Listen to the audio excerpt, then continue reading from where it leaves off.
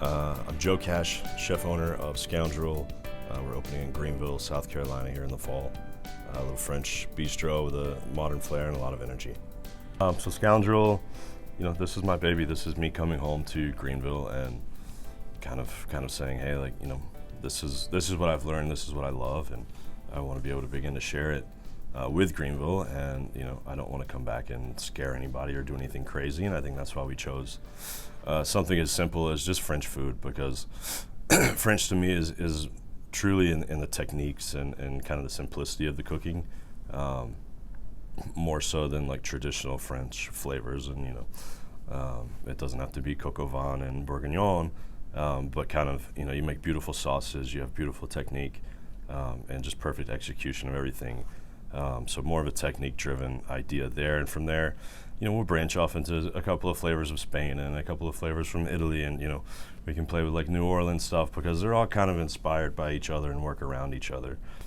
Coming back to Greenville, my wife and I have eaten at most of the best restaurants in the world, and I want to bring stuff here that is, could A, play in a larger environment, and B, that is just exciting and it's fun. And so this is kind of a riff on the counters and chef-driven wine bars all around Paris, and kind of the fun, high-energy bistros that are in New York and Paris, and kind of all over at this point.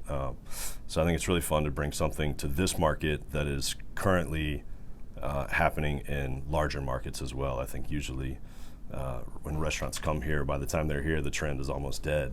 And so obviously I'm not starting a trend, but I think that the fact that we're bringing this while, the same kind of restaurants are opening up tenfold in New York and LA and all over, London and things like that, that I think that's a fun thing to be able to bring to Greenville.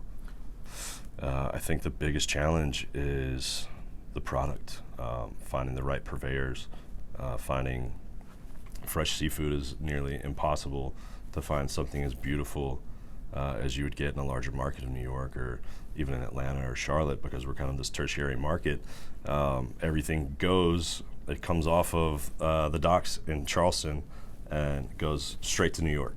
I was trying to find, little tiny baby shrimp, and basically those are sold. They get frozen. They go straight to a truck, they get frozen, and they come back on like your grocery store shelves. But to be able to walk down there, you could watch them go into a truck and never be able to get your hands on it. So product has been really challenging.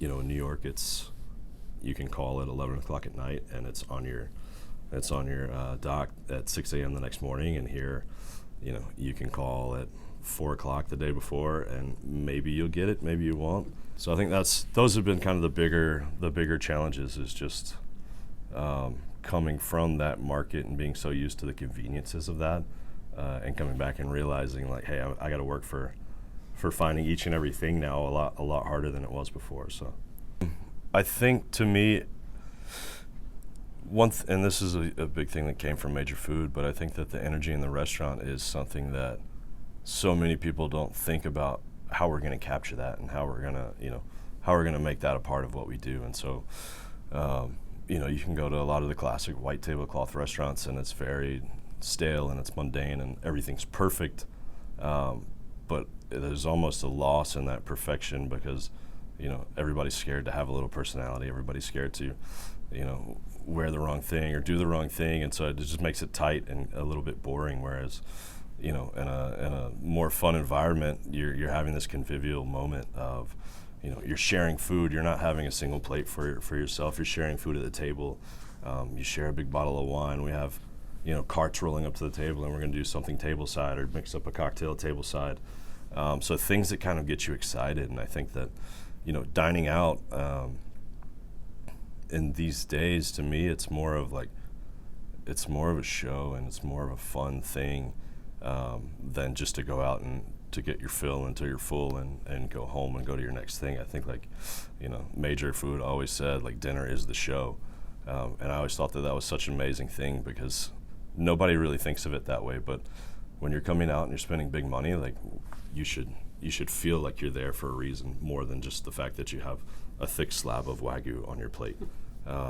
So I think that from the music when you walk in the door, your heart should beat a little faster. The smells, you should start to kind of salivate. You should see things around you that kind of spark your eyes. The way you see people moving, the way you see people dressed, it should just kind of get you going. And that's the energy that we're trying to evoke.